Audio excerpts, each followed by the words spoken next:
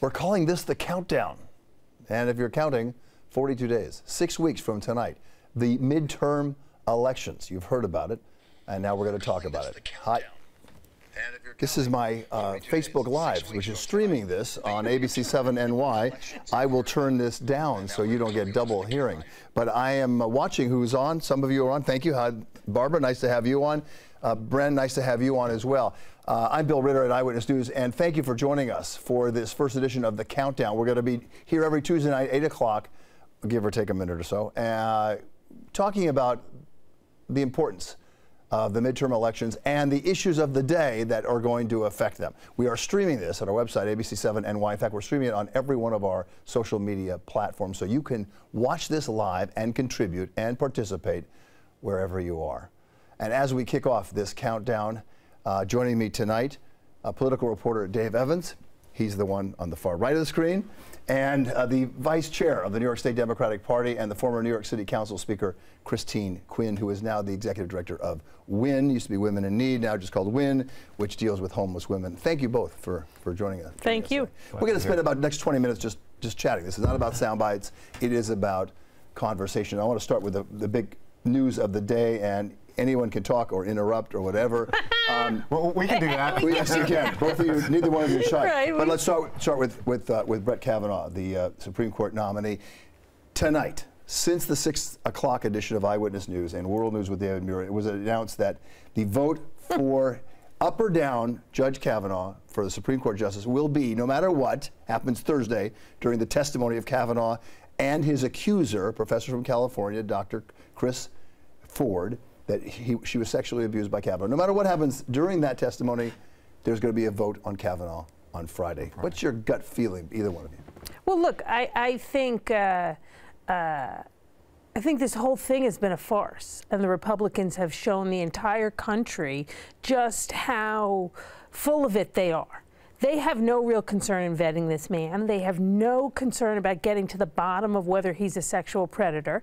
They want to get him through so President Trump can turn to his religious right base and say, I delivered for you.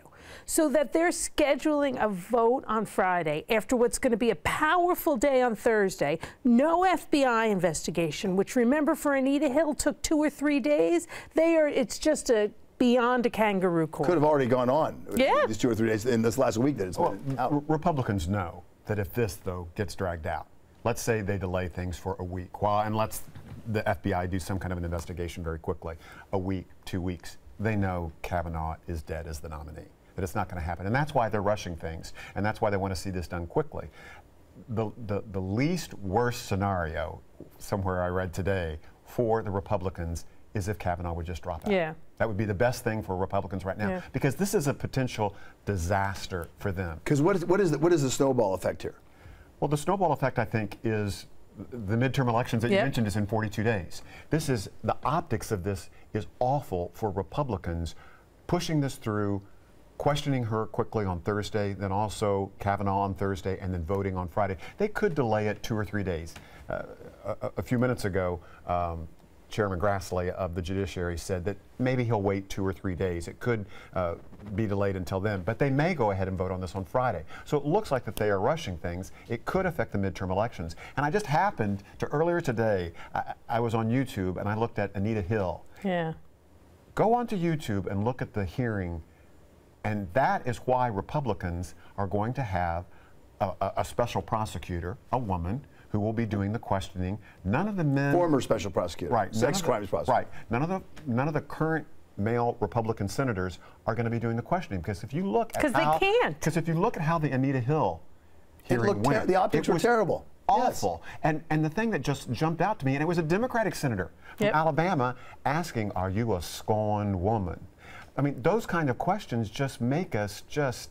Well, those kind of questions will not happen in 2018. Well, no, because the senators aren't going to ask them. They're going to be asking the questions. Right. That's why. I think they're going to. A couple of them have said. Lindsey Graham said, "I think I'm going to ask a question or two," and I think other people will as well. It depends, though, and there's so many good scenarios to talk about here, and I like the way we're doing this discussion. And thank you all for posting. I will try to get your comments and respond to them personally a little later tonight. If Dr. Ford says at all what she said to the Washington Post and described this scenario when they were both in high school in a drunken party.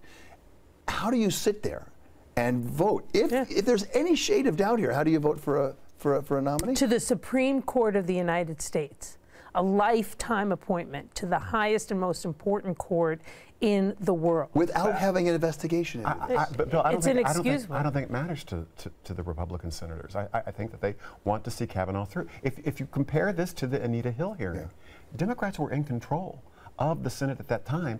And remember Joe Biden Thomas, yes. Joe Biden was the chairman of that committee. Yeah. Clarence Thomas was approved because Democrats voted from Alabama and Georgia and I think South Carolina and North Carolina. They voted with Republicans to go ahead and approve Clarence Thomas. So go ahead. What's interesting here is that we have this incredible movement. Hashtag why I didn't report. Hashtag me too. Bill Cosby today. There is a movement growing in America about how men treat women and how some men treat women badly. And they're fighting back. And they're with brave conviction. They have posted their stories this week because of all this, because of Dr. Ford coming out like this.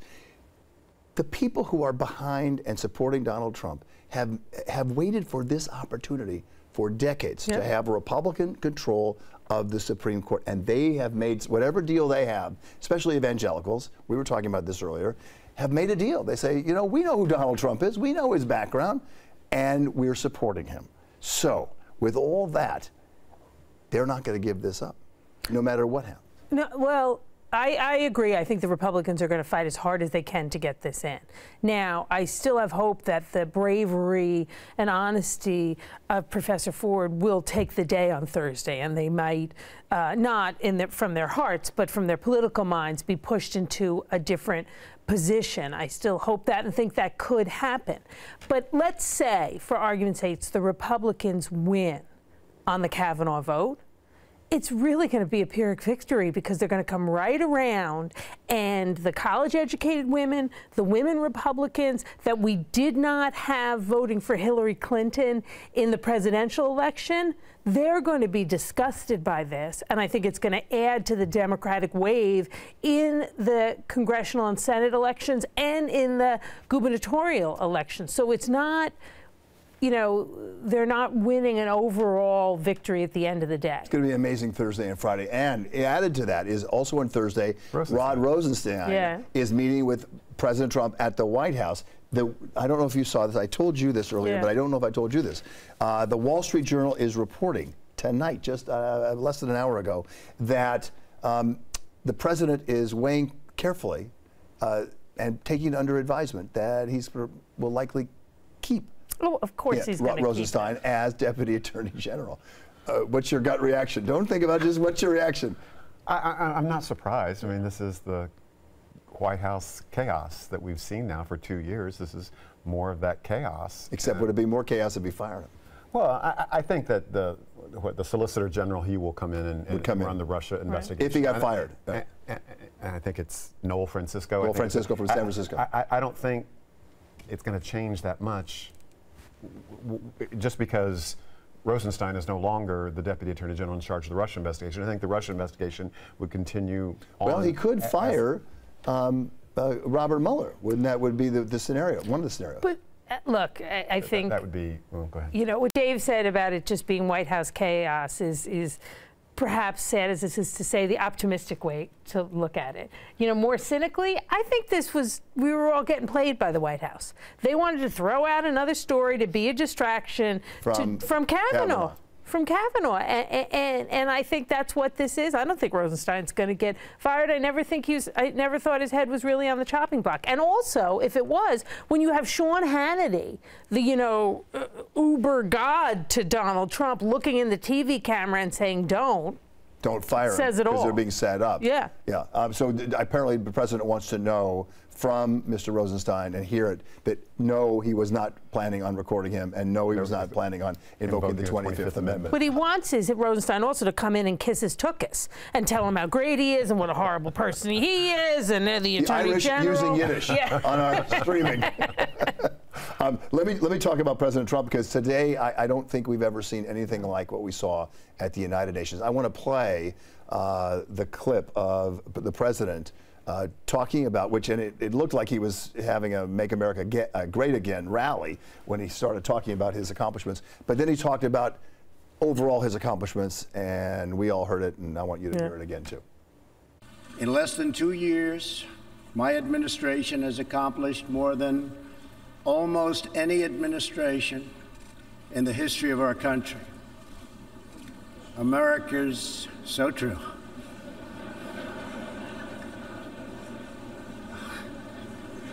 Didn't expect that reaction, but that's okay. So there's so many layers to this. The General Assembly was laughing at the president, and yet the president we saw in a kind of humbled, sort of self-deprecating moment. I mean, I actually thought he handled it pretty well. Yeah. I mean, what are you going to do in a terrible situation like that when the rest of the world is laughing at you? He kind of made light of it and laughed himself.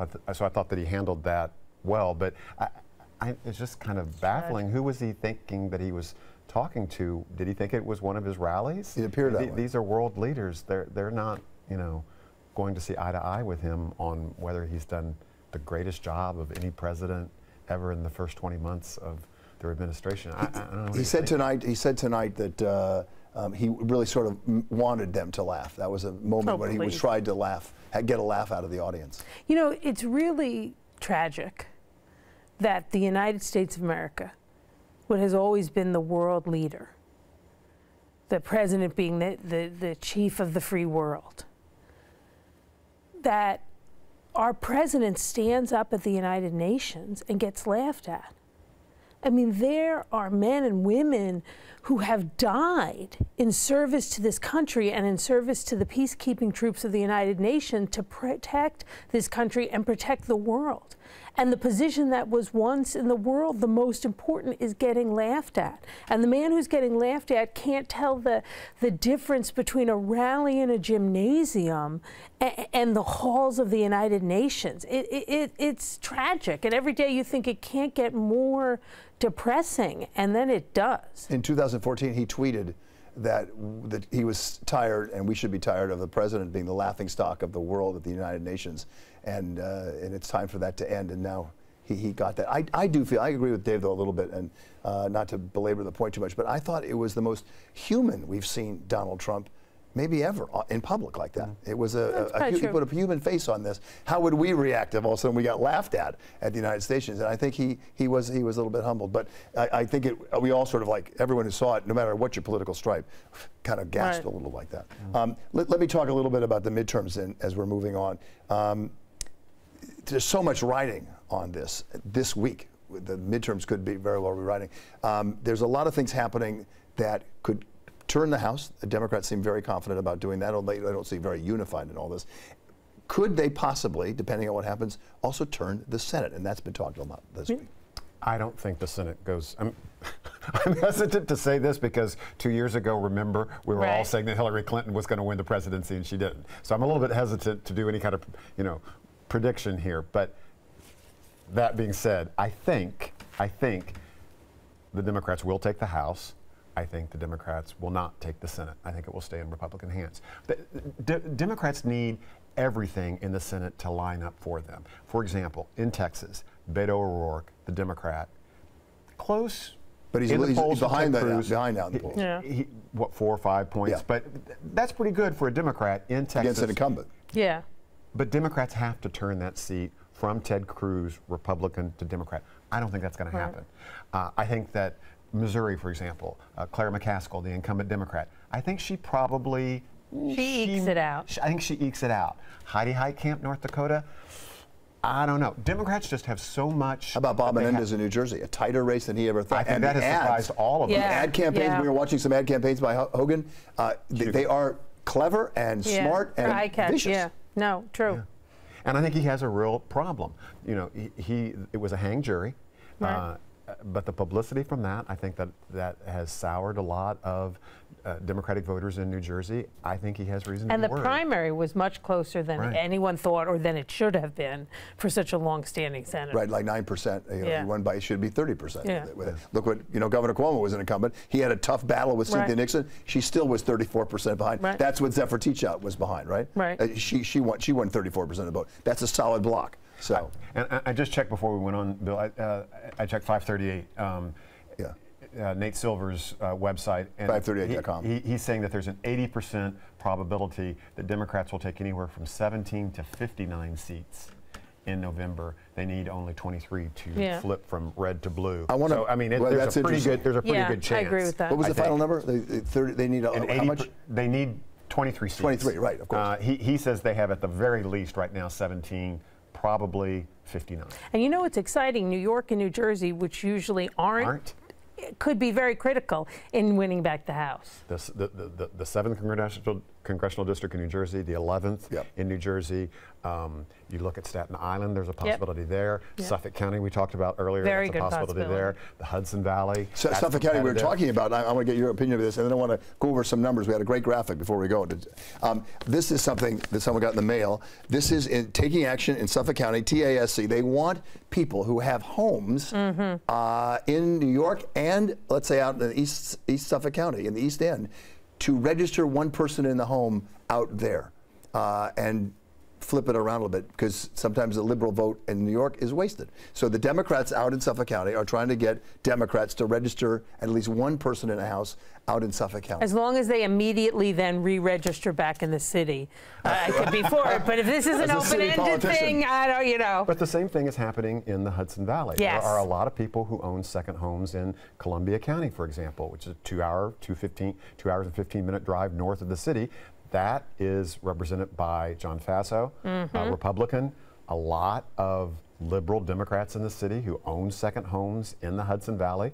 They also have registered to vote up there, and they are hoping that they'll And some people, of course, are saying, oh, those rich liberal Democrats have two homes, so that's what you get here. This is a first world problem. But it could change things if all of a sudden the household splits and get more people registered out there. I do want to show both of you something, and Chris, you especially. We made up a graphic. We didn't make it up. We copied it from the Center for American Women in Politics at Rutgers University. Oh, it's a very good center. Look at these numbers of how many women candidates are running in that. Just keep that up, Patrick, if you would. This is female candidates today. There are 239 Republican and Democrat women running for office. There are only 84 current members who are women in the House. 23 senators are women. 23 senator candidates right now are women who are running, so that could increase it. And governors, there are 6 current governors who are women. There are 16 women running for governorships. This, Anita Hill was the year of the woman. We had it before. Right. This is, in fact, the year of the woman. Absolutely. Sparked by the Me Too movement. Well, I think it was first sparked by Hillary's defeat and just the disgusting, behavior that came out about Donald Trump in the election, with the tape that came out, and also his continuing to be just so horrible when he got over. But it's been amplified by Me Too and given an even greater and deeper urgency, and I think it's great. And a lot of these candidates are first-time candidates. They're Little League coaches or Girl Scout moms or whatever, and they're fed up. And they're not going to wait their turn. They're not going to, spend years making their way up the ladder or whatever and wait till the male boss tells you it's your time. They're just seizing the moment. And 3 candidates locally. Yeah. Alexandria Ocasio-Cortez, running for Congress. Alessandra Piaggi running for big deal state senate. Yep. She defeated Jeff Klein in the primary. He was the leader of the Independent Democratic Caucus. There's a woman in the Congress, Mickey. I'm sorry, I'm forgetting her name. Mikey. Cheryl. Formidable candidate, terrific. Former Navy SEAL. Yeah. Right? She's doing it, and so these women are all first-time candidates. Yep. And they're making a dent. And in New York State, right, there's a real push in our party to take back the state Senate, make it really Democrat. And one of our great groups, Eleanor's Legacy, has formed something called the Baker Project, which has fielded women to run all across the state, about a dozen women, and we think a majority of them are going to take their seats in the New York State Senate as well. Did you enjoy this? Anything else you want to say? Have you? It's kind of nice just to talk, right? Yeah. We don't get to do this too much in no, minute 30. Could you cut it to a minute 30? Right, exactly. And then when you're up close, you got 7 minutes to talk Right. about it. We had 20 minutes here, 25 great. minutes, so it's pretty good. I like this. I hope you can do it again. Would you come back again? Yeah, absolutely. Okay. We are getting some things saying, why don't you have some Republicans? And that's a very good suggestion, and we will try. I think after I'm neither a Democrat Right, or you're Republican. Neither we have one Democrat This here. is a and we have Democrat. two reporters. You're a Democrat for Yes. sure. I'll come Christine- back with a Republican. Okay, good. Yes, you like to do that. I've seen you on CNN doing that. Christine Quinn, Dave Evans, thank you for joining us. Thank you. It's fun. It's interesting. Listen, this is the stuff that's going to unravel and will affect the future of this country. Totally. And it's important for people to know. The more you know, the better off we are. I think that's what our mantra is. Thank you for joining us on this native and maiden edition of The Countdown. Be sure to watch us live every Tuesday night at 8 o'clock on our website, ABC7NY, streaming live on Facebook, YouTube, Twitter, whatever else is out there. And, of course, around the clock always as well on Channel 7 Eyewitness News, including tonight at 11 o'clock. I do hope you join us then. I'm Bill Ritter. For all of us here at Channel 7, have a great night.